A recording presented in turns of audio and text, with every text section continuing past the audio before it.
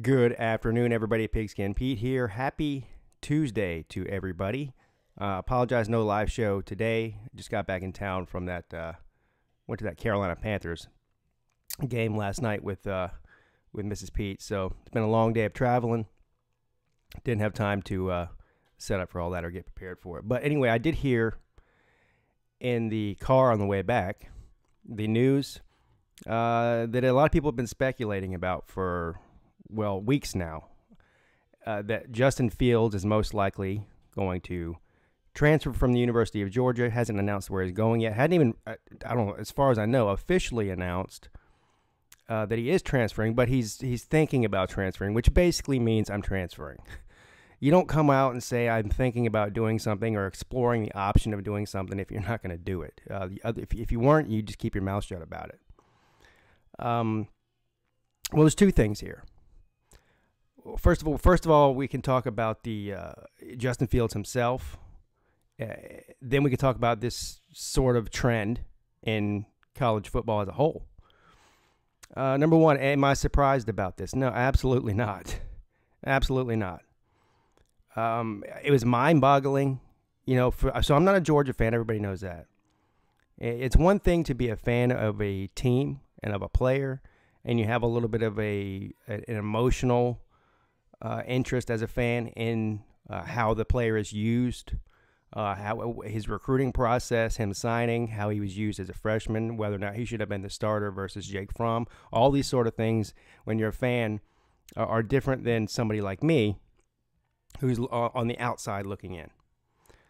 So I'm sure, I already know this, I'm sure I'll have fans come on here of Georgia and tell me I'm wrong. I don't know what I'm talking about. And that's fine. Maybe I don't know what I'm talking about. But I'm going to give you my opinion anyways. That's what I do here. The way that they used Justin Fields, in my opinion, throughout this year was borderline ridiculous. Now, I don't have any problem at all, not at all, with them choosing to start Jake Fromm the entire year. I mean, Jake Fromm was a true freshman last year, led them all the way to the national championship, almost won the damn thing. Then, of course, Justin Fields, who is the number one rated dual threat quarterback coming out of high school. Of course, Trevor Lawrence, also a true freshman, was the number one rated pocket passer. Anyway, they were the two top rated quarterbacks coming out of high school. They bring him in there. And listen, like I said, I don't.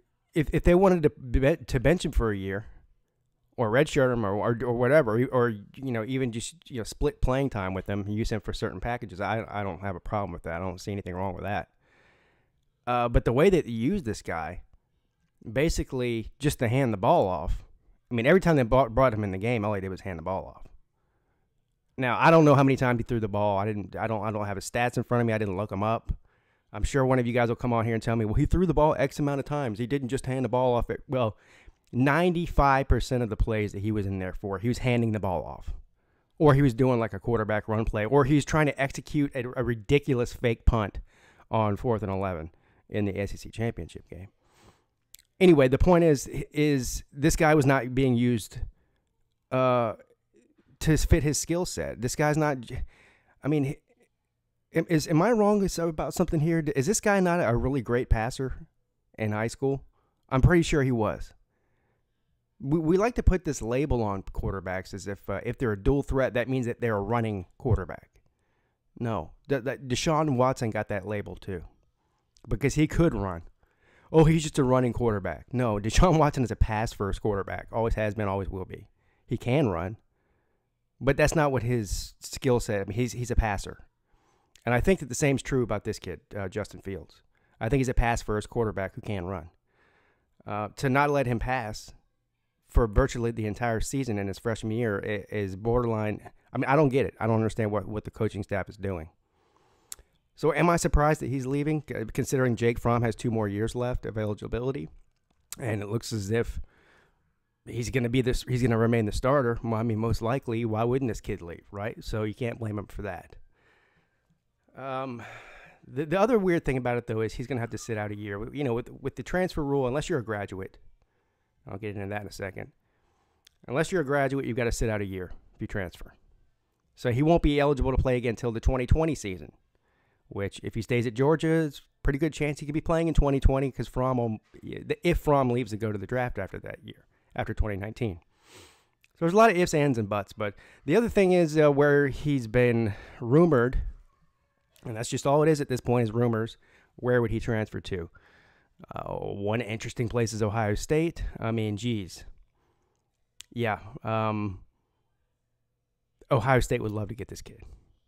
First of all, anybody would love to get this kid.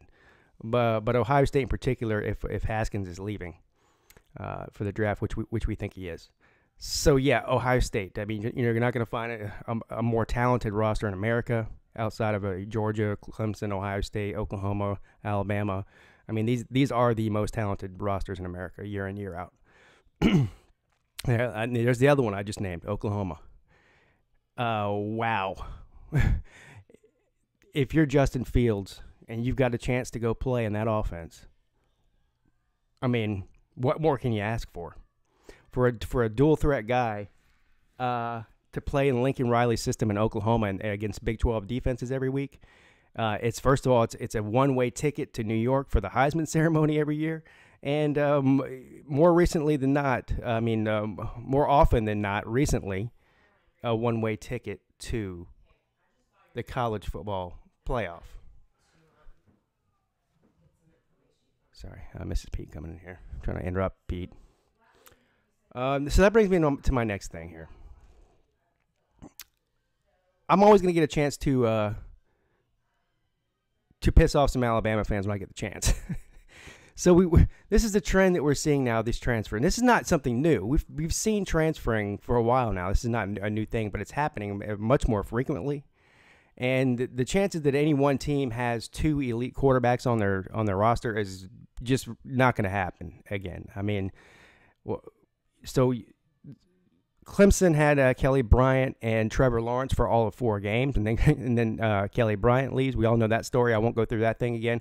Anyway, Kelly Bryant was a graduate, Clemson graduate, so he was able to take advantage of the new redshirt rule, and he got to transfer to Missouri, and he'll get to start next year at Missouri because he's a graduate, and if you're a graduate, you don't have to sit out. So he took advantage of that new redshirt rule to his fullest ability.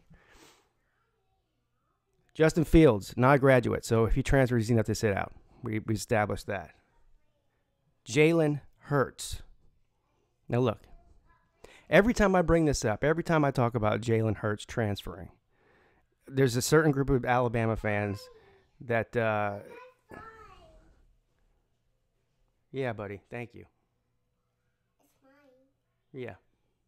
Uncle, where my buka? Yeah.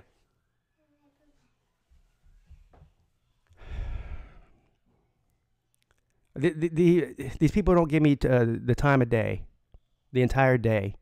As soon as I turn on the microphone, everyone wants to come in here and talk to me. Anyway, I'm sorry. What was I say? Jalen Hurts. Every time I bring this up, I piss Alabama fans off.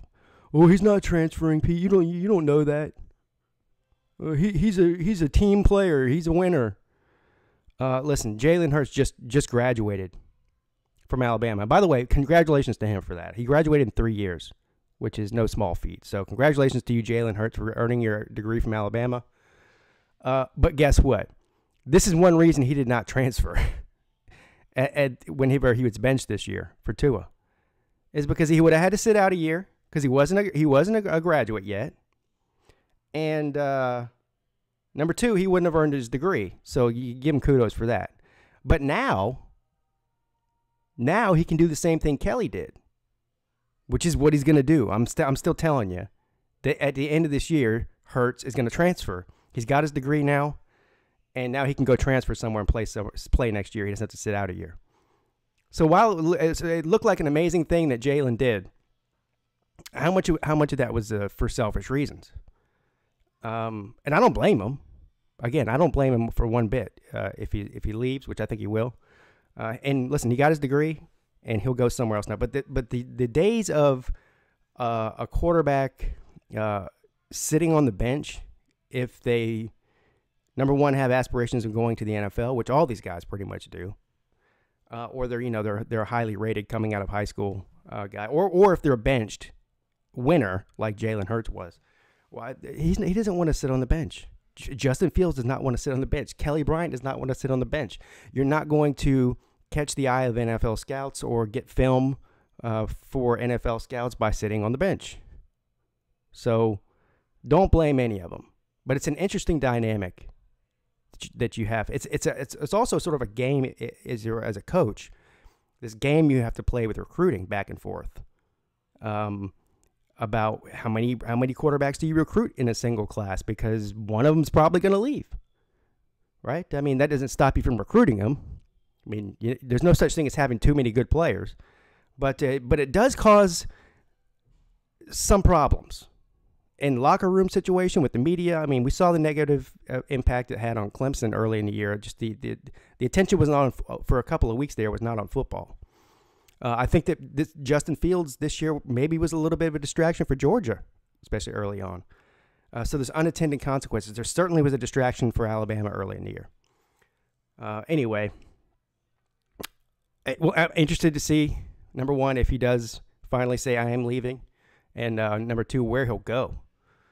I'm sure that Oklahoma and Ohio State aren't the only choices for him to go, but it will be interesting to see where he goes. So anyway, I just want to give my thoughts on Fields and the rest of these quarterbacks, including Bryant and Hurts. I'll see you guys on Thursday, 4 p.m. live show. Be there or be square. Pigskin Pete. Check it out.